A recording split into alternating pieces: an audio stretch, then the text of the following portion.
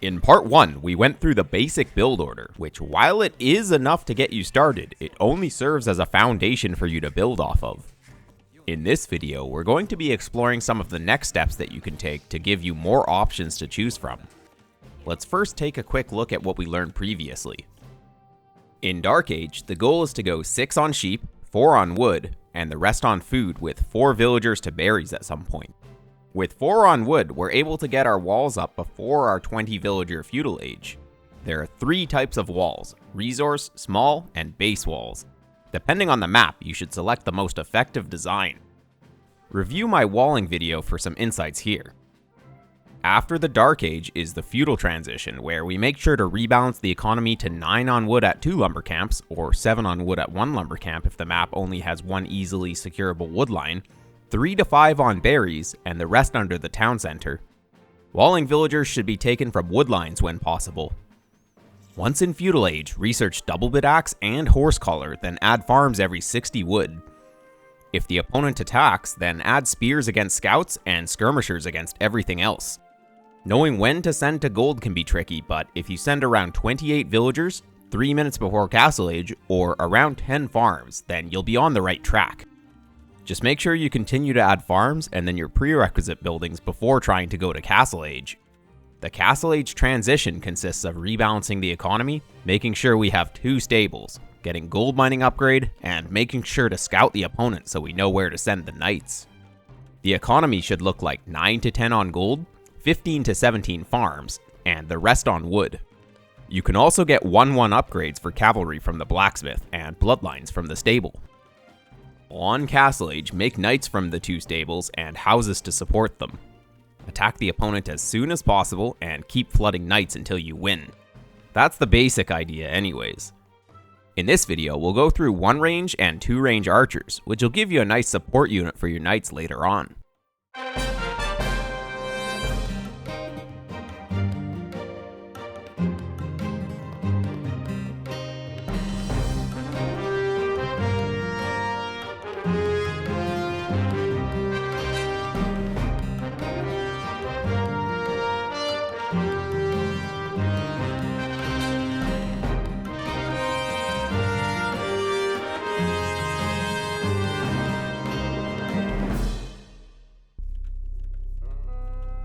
First off, we won't change anything from the Dark Age or feudal transition. We'll start from feudal age, where our plan is to do a bit of aggression this time. Skirms and spears are great on the defense, but not so great offensively. Since we like to have the archery range for defensive skirmishers anyways, this expands off that path. We'll want to be making archers as soon as we can in feudal age, which requires us to go to gold early. Archers require 3.5 villagers on gold to maintain production, so sending up to 4 villagers to gold will give us the economy required for this. On feudal age, get double bit axe as usual, and then make the archery range as soon as possible. You can actually skip horse collar until later if you don't have the wood right away, but make sure you don't forget it. After the range is down, send 4 villagers to gold and make a mining camp. Always be thinking about the wood spending order here. In terms of priority on feudal age, it's double bit axe, archery range, mining camp, horse collar, then farms, all while adding houses when necessary and keeping archers producing at all times. The goal is to get to 4 archers and then attack the opponent. You'll always want fletching for this, which gives +1 attack and +1 range to your archers, so around when you're producing your 4th archer, interrupt your farm production for the blacksmith. Since you had 4 on gold and archers only require 3.5, you'll have a bit of floated gold here, which can go towards fletching. When the blacksmith completes, get fletching right away. If the opponent went scouts, also create 2 spears to go with the archers. Your goal is to attack and kill villagers with this, so try to have an idea of where you want to send your archers and get them there as soon as possible. This is where it gets tricky, however. We still want to be adding farms every 60 wood, as well as producing villagers and archers and not forgetting houses.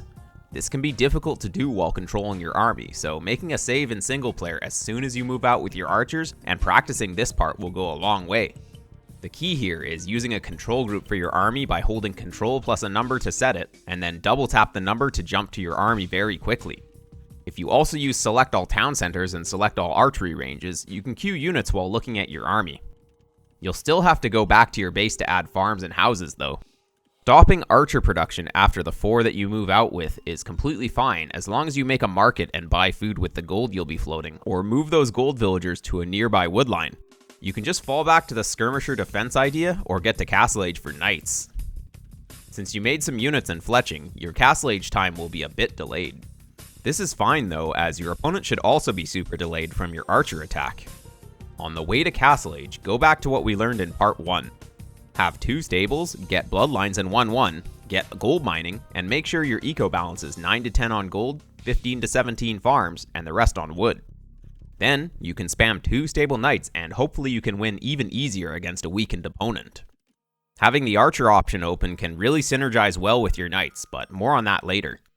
Let's look at one more variation for feudal age, and that'll be 2 range archers. This is even more aggressive since you're investing even more into military early. You pretty much have to do damage with this, or you'll be very far behind to castle age. Luckily, with enough archers, you can kill almost any feudal age army, so brute force in numbers is the name of the game for this strategy. It still gets stopped by walls though, so if the map is easily wallable, or you know your opponent is walled, then it can be the wrong strategy. Against an open opponent, you can just about end the game in feudal age though. So, how do we go about setting this up? Since we'll need a bit more resources for our range, as well as more on gold, let's adjust the uptime to feudal age to 1 villager later. This will have us go up on 21 villagers instead of 20. Since we're wanting a lot of wood on feudal age during the feudal transition, let's do 11 on wood instead of 9. This will get us a bit closer to our desired wood count. The final way we can get a bit more wood is to only resource or small wall instead of base wall. With that said, let's think a little bit about why we want to wall. It's to keep enemies from getting into our base and disrupting our economy. Well, the same result can be had from having army to protect our economy, so that's what we're leaning into here. Wall just enough to protect against early melee units, and then the ranged units that you produce can do the rest. In addition to 11 on wood, we should start to collect a bit of gold on the way to feudal age as well, since our eventual desired gold miner count will be 7. Send 3 villagers to gold.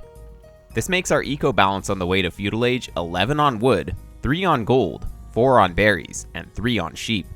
If you have trouble affording things in the next age, you can just add 1 more shepherd and go up on 22 villagers instead. You'll want to keep your rally point of your town center on gold until you have 7, and then set it to straggler trees.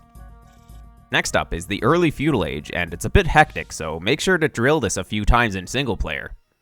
First, get double bit axe as usual, and then make 2 archery ranges, preferably next to your barracks on the front of your base. The villagers that will make these ranges should be sent there from a nearby resource, and arrive there as soon as you reach feudal age, so you can get them building as soon as possible. Since you'll be making villagers as well as 2 archers at a time, you're going to need to have lots of houses built as well. Keep one of these archery range builders on house building duty for a while, but try not to queue too many houses, otherwise your farms will be delayed. Remember, wood spending order is the key here. Prioritizing what to spend your wood on is fundamental when playing efficiently. Here's the wood spending order for feudal age. Double bit axe, 2 archery ranges, and then a few farms. Houses and archers require wood as well, and should be prioritized over farms. You'll want a blacksmith for fletching as soon as you intend to actually use your archers. Moving out with 4 to 8 archers is good, so stop farm production temporarily to get your blacksmith around this time. You should have enough floated food and gold to research fletching right away when the blacksmith completes. You'll notice that we didn't get horse collar yet. This is because since this is a more aggressive opening, we want to invest more into military and technology over economy. You have to get into the mindset where it's not as much about your own eco-management, but about ruining your opponents. Those first few archers that you attack with have potential to end the game, so getting them out as soon as possible will let you hit your opponent before they're ready. By skipping horse collar, we can get the blacksmith and fletching earlier. The best timing for getting the blacksmith is at around 9 on food. This means in addition to your 4 on berries, you get 5 farms. At this point, you can add the blacksmith and fletching without interrupting your villager production. After the blacksmith is down, you can get horse collar if you have enough food, and resume farm construction until you have around 15. If you're lacking food, however, just make a few more farms while your food piles up before getting it. You really don't want to take any big fights without fletching, so it's necessary to have to make your archers effective at their job. You can send reinforcements forward after your initial attack, but rallying them to a defensive location in your base while you build up numbers can be better than streaming them across the map 2 by 2. Archers are pretty weak in low numbers, so if you send your reinforcements like this, they're likely to get picked off by enemy scouts. After the blacksmith is complete, resume farm production until you have around 15. This number is not precise here, so really just add farms until you're at like maximum 18. Getting the market at this stage to sell wood and buy food can be fine if you still can't get to Castle Age. We can now set up our economy for 2 stable knights like we already learned. 9 to 10 on gold, 15 to 17 farms, and the rest on wood. Since you will likely have more villagers when you click up to Castle Age with this 2-range archers opening, you might be able to afford 3 stable knights instead of 2. For this, try to have around 13 on gold and at least 20 farms during the Castle Age transition. This is possible if your villager count is around 38 or more. Before we get too ahead of ourselves, let's talk a bit about what you should be doing with your feudal archers and what kind of situations going for them is better than just getting to knights. Your initial group of 4 to 8 archers should target any weak points in your opponent's walls. Your goal is to kill villagers, so send your archers where you can do damage as soon as possible. This means in particular, don't chase scouts around your base. Just make a spear or 2 to chase them in this case. Of course, knowing where the weak points in your opponent's map are is part of scouting, so try to think about this while scouting in Dark Age, and then double check how your opponent's walls look by running your scout around your opponent's base about when you move out with your archers. If there's no way to get into your opponent's base, shooting villagers over walls can also be good. Palisade walls have fairly low health, so attacking them with archers can eventually allow you to get in as well. Forcing the opponent to wall behind can give you opportunities to pick off villagers, since those walling villagers can sometimes be hit by your archers. Your opponent's villagers won't be collecting resources during this time as well, and they may spend wood on buildings that they don't need right away, so just by pressuring your opponent's walls without killing anything, you're still doing damage. Another major benefit of attacking is that it gives you information about what your opponent is doing. If your army is trying to break your opponent's walls, then your opponent will be forced to reveal their army to you to try and push you back. Knowing if your opponent is making skirmishers is really useful here. You can also check your opponent's upgrades to determine if you can take a fight or not. Skirmishers without armor will lose to fletching archers in many situations. Take a look at these clips to see some basic unit positioning and micro for archers against skirmishers.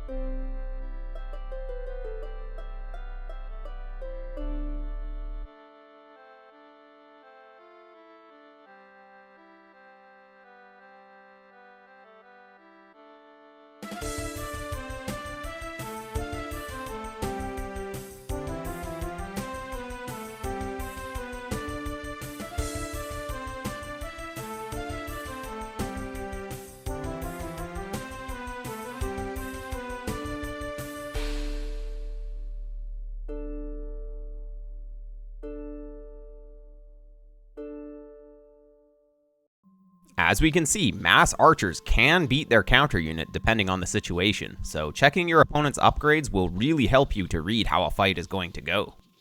This leads into my next point: what to do when your opponent gets to skirmishers which your archers cannot deal with. There are three main responses here: your own skirmishers, scouts, or going to castle age. This advice applies to our earlier 1-range opening as well as this 2-range opening, so make sure to remember it when your opponent goes skirmishers against your archers. Making your own skirmishers is the fastest, since you already have archery ranges as well as fletching and maybe even padded archer armor. It's as simple as just adding the skirmishers and maybe another archery range. There are some downsides though. Using your ranges for skirmishers means that you won't be producing archers. If you're up against scouts and skirmishers, then if all of your archers die, then your skirms will get cleaned up by the scouts. If you need a counter fast, or your opponent is going for their own archers as well, adding skirmishers might be a good idea. The next response is scouts. Scouts and archer is the strongest unit composition in Feudal Age, and it can beat pretty much anything. Ironically, it does lose to pure archers or pure scouts though, which is why you don't normally see the two units be produced together right away on Feudal Age. It's just too costly to have an archery range, stable, mining camp, and constant unit production while also adding farms and villagers with a reasonable timing for the blacksmith. It's better to start out with one of these units and then ease into the other one later in Feudal Age when your economy is bigger. Against a player who's going spear and skirmishers, your archers can pick off the spearmen, and then the scouts can clean up the skirmishers. Scouts and archers is great when the opponent is full counter units like this. Scouts are also a decent addition against an enemy doing scouts and skirmishers. Archers and scouts will beat skirmishers and scouts because archers actually hurt scouts, whereas skirmishers only hurt archers. Without micro, you can see that the fight is not even close, and the archer player comes out way ahead. With micro, the fight can go either way, but it definitely favors the archer player. Both the skirmisher and scout additions against enemy skirms is viable in situations where you want to maintain map control in Feudal Age, but the other response is just as viable. Going to Castle Age as a response to seeing skirmishers that you can't fight with your archers is often the best way to play. As the game goes on, units' relative value gets lower if you don't keep adding units or upgrades. 10 skirmishers with upgrades might be scary to your 15 archers, but if you get to Castle Age, then you can add even just one knight and suddenly those skirmishers are worthless. 10 skirmishers with 1/1 upgrades cost 850 resources, which is almost the cost of getting to Castle Age. Making this investment worth less by getting to Castle Age and coming back with higher tech units will be the correct play more often than not. Even just upgrading your archers to crossbowmen and getting bodkin arrow will allow them to fight feudal skirmishers easily. You do have to give up a bit of map control with this though, as you'll have to wait until your Castle Age units or techs come in to take any fights, but in the meantime you can get your army back safe behind your walls. Skirmishers just don't apply that much pressure even if they come forward to attack because of their slow attack speed and the fact that they only do 1 damage to villagers. Be patient and get to Castle Age for crossbowmen, knights, or mangonels. If you just can't wait and you need more action on the way to Castle Age, then you can do a bit of a hybrid approach. Start researching Castle Age and then start producing scouts with your next 80 food. Once you have 2 scouts, you can take back map control against skirmishers and then continue to pressure your opponent during the Castle Age transition. This is a little bit of a higher level variation though, so going straight into knights at lower levels is completely fine. One of the greatest advantages of playing archers in Feudal Age and retaining some of your units is the synergy that you get with your knights and crossbowmen. Let's think about the counters for each unit. Crossbowmen die to elite skirmishers, mangonels, and scorpions. Good thing knights clean all of those easily. For knights, they lose to pikemen, monks, and camels. Well, crossbowmen make short work of each of those units. If you have crossbowmen and knights, you're virtually unstoppable. The same reasoning applies for pure crossbowmen and pure knights though. Requiring less production buildings and less upgrades, a player going straight crossbowmen or straight knights can deal with the mixed crossbowman knight composition. Having the crossbowman tool available against knight counters is nice, but focusing on knight production initially on Castle Age is a good plan.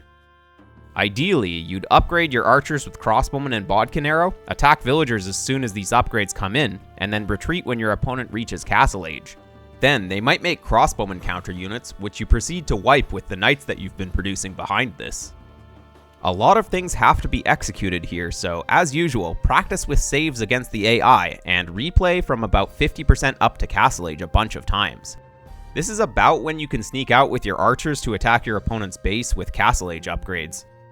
Really, practice doing this while having constant knight production, and you'll have mastered one of the most potent early Castle Age strategies in this game. Before we finish up here, let's quickly review what we should know at this point. Dark Age defensive opening with walls and counter units in Feudal Age with full knight aggression. Building off the defensive opening, 1 range and 2 range archers openings with full knight aggression follow-up preceded by a potential crossbow and timing attack on Castle Age. With these 3 game plans, we can see how numerous the possibilities are in this game. We've only scratched the surface, so I hope you'll join me in the next one, where we'll learn to play scouts in Feudal Age. Thanks for watching.